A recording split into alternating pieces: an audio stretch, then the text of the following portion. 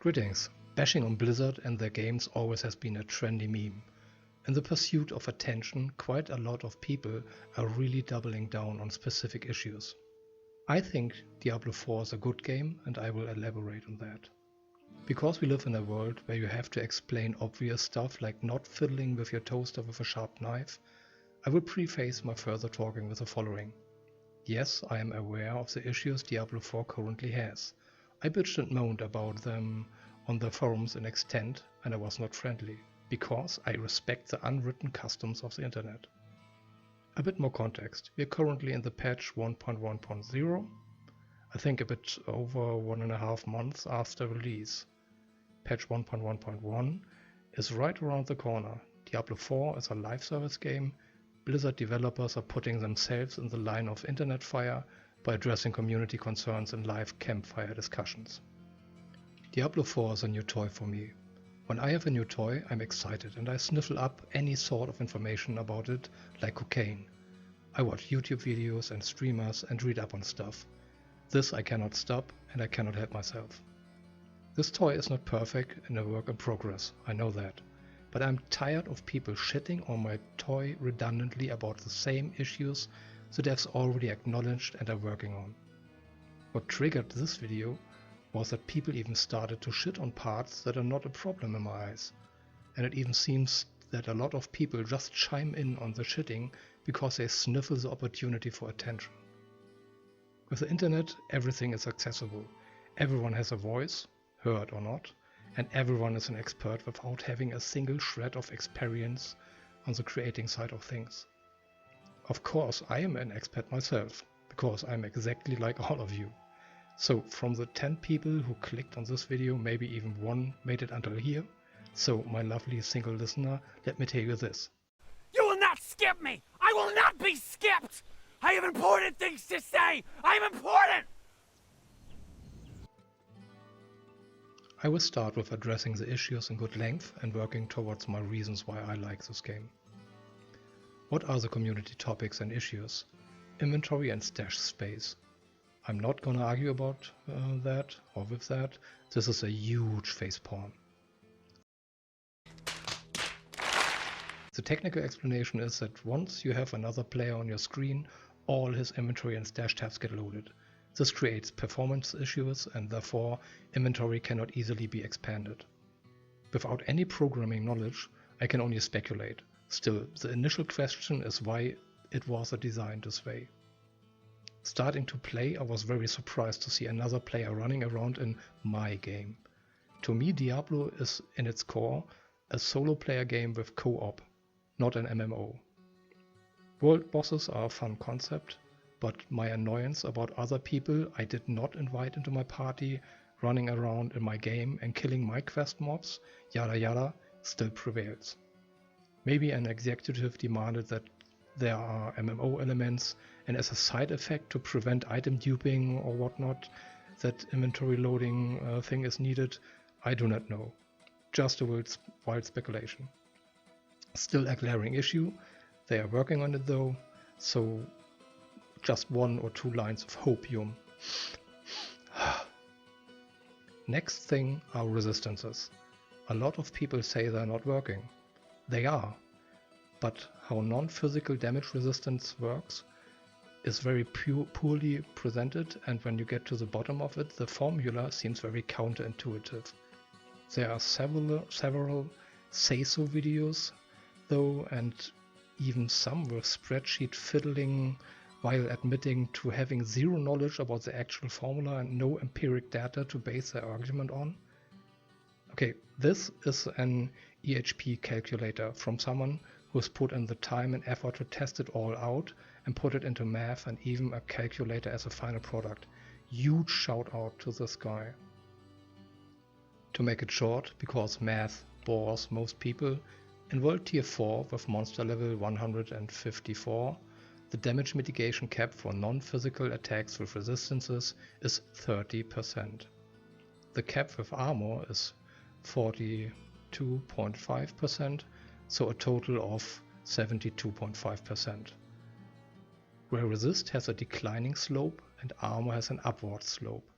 So resist is not useless and you still want it, but the innate resistances you get with rings and such usually front load you enough, and because more resist has a diminishing result, bothering more is usually not worth it unless you have a specific deficit. But then the wording and presentation comes in. First off, the resistance percentage does not equal the damage mitigation percentage. To reach that 30% mitigation, you would need 100% resist. And further, what is this 50-50 crap and why the heck is armor doing a thing here? And why can I get more effect out of it against magic? But if I tell you that two statistics factor in your mitigation of non-physical damage, they are calculated separately but add up. One does cap at 30%, and you almost get up to 15% by default anyways, but you have to invest increasing effort to get closer to 30. The other one does cap at 42.5% and is affected by level difference of you and your attacker, but if you stay in your level range, then you usually have at least 15% naturally, and every bit of effort you put more into it will have an increasingly beneficial effect. This doesn't sound so bad at all, right? We can argue about the semantics and presentation, but if you remove the labels and just have a look under the hood, the engine and mechanics have merit and work smooth enough. Currently they are working on a change for, how they quoted, the way players use resistances to mitigate damage. I could imagine that they will indeed just tweak the numbers and slope orientations of these factors a bit and relabel them. But I'm curious to what will be the actual change. But what people complain about is a misconception or projection. Frost ice is the magic affix or damage that is complained about the most. Sure, other elements as well, but that is due to the subjective perception because of a specific lack of a resist and no awareness of said lack. But it is not about the magical damage part of the frost that kills people, it is a crowd control part. They get frozen and die quickly because they cannot actively counter the incoming damage. So frost must be the problem, right? In RPGs, magic damage is supposed to be dangerous and hard-hitting, and if you ignore the law of do not stand and shit, then you have to compensate with potion chugging or invest more into your armor and resist gear. I always cared for my non-physical damage mitigation and was aware if I lacked on a specific one, and counted it accordingly from situation to situation. So far I never had an issue with magical damage to an extent that I would call it bad design, or not working properly.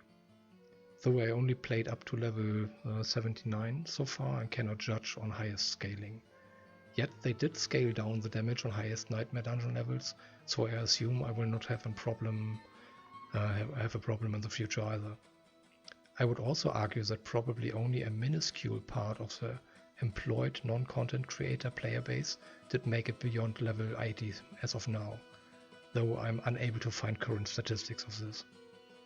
The crowd control, on the other hand, is bad design. I'm not aware of diminishing returns on the duration, so you can get chain CC'd all day, and breaking the chain does not help because you can get back into the chain right after. So if you encounter a group of elites that can chain CC you, then you have to care to have a skill with a long enough duration on Unstoppable to kill at least one of the elites. Or you have to stack up on curative elixirs and have to bother to hotkey it on your action wheel.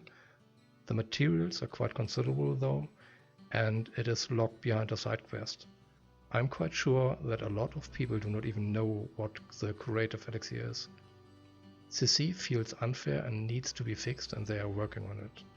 Wait, just one line. Another valid complaint is about off-screen attacks. If something kills you which you cannot see, then it creates a feeling of unfairness. For me, this ties into and is linked to the default zoom level of the camera. The first thing everyone did when they loaded into D4 was surely to scroll down on the mouse wheel and hope to zoom out further. I can only speculate that this is some weird facepalm performance issue or such, because as a design decision that would be a total failure. Even though uncomfortable, initially I came to get used to it to a degree that it does not bother me anymore. Still, I would jump to the option to zoom further out. Not much. The zoom level you get automatically when hopping on the horse would be perfect and would include all the off-screen attacks, I think. Blizzard acknowledged the off-screen attack though, and they will investigate. I personally fear that they will tune down the damage, while I would prefer them to increase the possible zoom level. Well, they're working on it at least. On death effects, explosive topic. I agree that standing outside a circle waiting for the explosion to happen in order to grab the loot is not fun. Getting killed by it because an area is not well visualized is also not fun. They are investigating this, and I hope the solution will be that you have better visuals about the area of impact. I do not see a way about the duration. If you shorten it, then you might have to wait less, but then you probably have to have too little time to get out of it in a fight. Let us see how they will resolve this.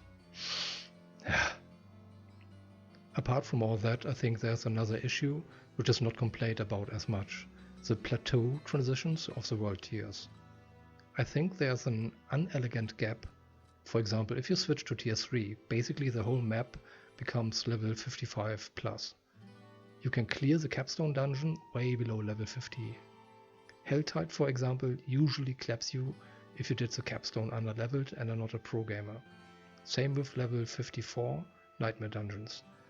So then you are somewhat forced to twiddle your thumbs with trivial content until you get some levels, skill points and gear, so you can comfortably overcome the remaining level difference and reduction in damage resist.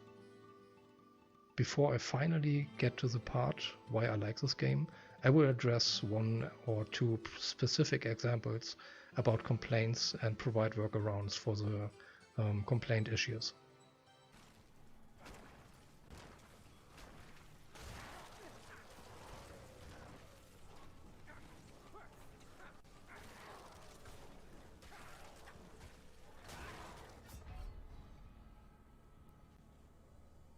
All right, I should have dodged. I just wish there was something that I could do. Right? I feel like there's well, I know what I have to do, right? I just need to get more gear and get more health to where it won't kill me in one hit. That's it. Like, I don't need to, like, I can't play better. I can't, have a new strategy. It's like the boss just does an untelegraphed attack that instantly kills you. To address Asmongold quitting Diablo 4 and why I agree, why does stuff like this exist?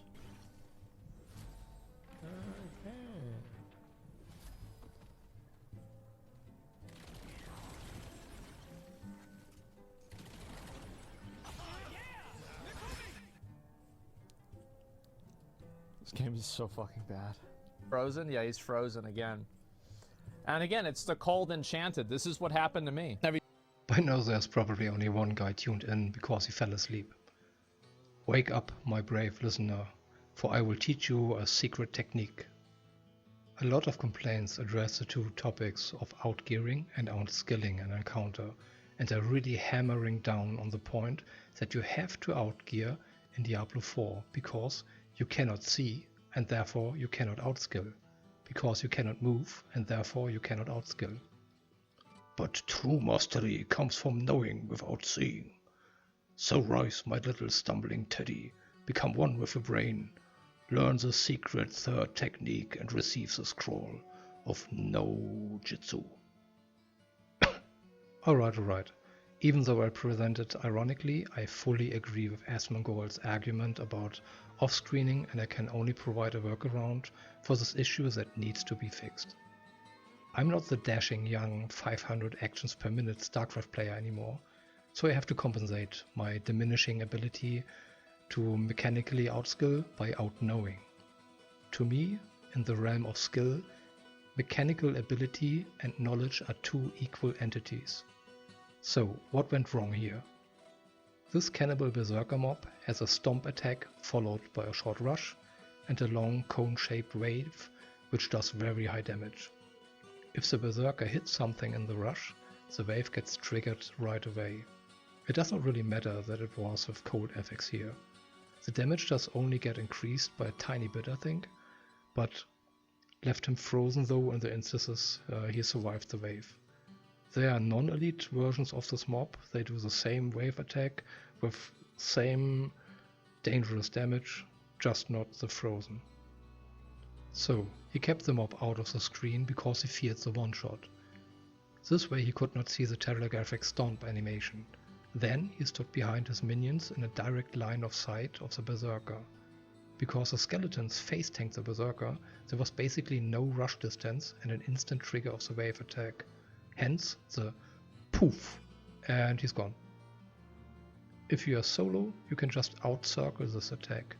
If you have tanks, then you can just stand perpendicular to the berserker's line of sight and be safe.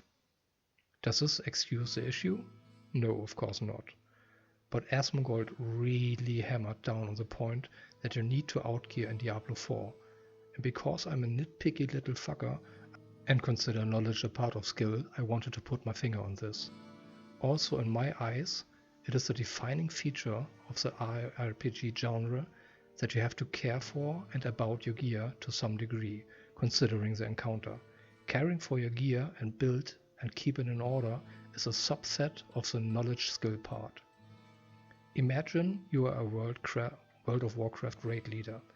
You are fighting a boss with a powerful frontal cone attack. Everyone can see the tank properly and therefore imply the position and line of sight of the boss. Now a mage wanders off behind the tank and dies to a one-shot attack. What would your response be to his reasons? Reason A: I did not know the boss did that. Reason B: I did see the tank but not the boss. By the way, if I wanted to be really nitpicky, I could argue that the corpse bows make a very distinctive and loud loading noise. A skilled and very perceptive player could pick up on that and act accordingly. It is not a visual telegraph, but an audible. Still agree with the core argument though. Camera zoom is busted and needs to be fixed. At least this would be my preferred item of change, instead of downscaling the range and damage or damage of the bows or other attacks. Another thing about offscreen, he also praised Elden Ring for allowing players to outskill everything. There are sure exceptional individuals who can. Did you play Elden Ring? Do you remember the fire giant? I sure as shit remember yelling at my screen, how am I supposed to dodge that? All I can see is ankle. And I bet my left nut that I was not the only one who yelled this or something similar. Anyways, agree with Asmon, I'm just nitpicky, moving on to the teddy. I did not see the gear statistics, so I cannot judge on this part. The clip sure did look unfair. Summarizing what we can see: 2 spirit spenders, 2 companion skills, a long cooldown CC breaking ability, a cold elite with a mob type that is known to do a frenzy attack with mental damage. To see the CC breaking ability gets used before the fight even starts, and just with what is visible about the skills, this implies some options. He did not encounter this mob type before, so he didn't know about the frenzy attack. Or this is his first and or highest level character and he is still figuring out the game, which should have happened somewhat past level 30 already maybe. Or he tested out a new build and the earthen bulwark button was something else on the other build. Because this build was arguably on the lower end of useful, one might implicate that he did not care too much for his gear either. Even though this attack does crazy damage, it does not mow you down single-handedly if you have fortify and if your gear is on par. This might be an unfair take, because I only know this clip with limited information, but instead of bitching about this on the internet, this encounter should have led him to sit down and rethink his build. Maybe, if I switch my wolves with Grisly Rage, then I might lose out on this baller aspect damage from active companions, but maybe breaking CC with an unstoppable duration and not dying is way cooler. Or maybe make him rethink his gem decision, use the blacksmith to upgrade gear and get more armor, yada yada. I think I forgot something. Right, the stuff which is good and I like about this game. Death effects. Ha! Did not see that coming, huh? Yes, this coin has two sides. During a heated battle, this is a thrilling mechanic that tests my skill in situational awareness. Did I position myself right? Did I manage my evade cooldown and other defenses abilities properly? Did I care to pick up the healing potion that dropped 10 seconds ago, so I can top myself off and preemptively make use of the heal over time portion? Yada yada. At least in the middle of a fight, this makes the game more exciting for me. Next, non-physical damage mitigation mechanic. Ha! Another coin.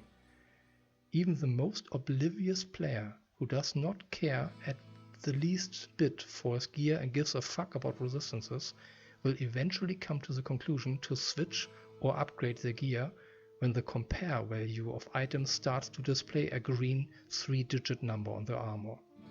So even if it looks weird on first glance and how this mechanic is set up, displayed, named, presented, it prevents the oblivious casual player to royally fuck himself over by not caring for resistances. Visuals and sound of abilities. I think the abilities look pretty and powerful. Also the sound design is really good. I can hear and visually feel how mighty the attack from a berserker is, how feral and vicious the shred jump attack from a druid is, how swift and agile my rogue throws out caltrops and flings a barrage of arrows after that. You get my point. Skill trees and paragon.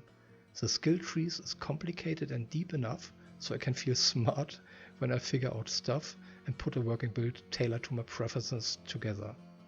But it is not overloading me like Path of Exile. I like to delve into and learn new mechanics, and it was about 6 years ago I tried out Path of Exile. I opened that skill tree, looked around, closed it and stopped playing it. After the skill tree, I get to even more tailorize my build with paragon boards, how I like my chart to improve and how I see it fit.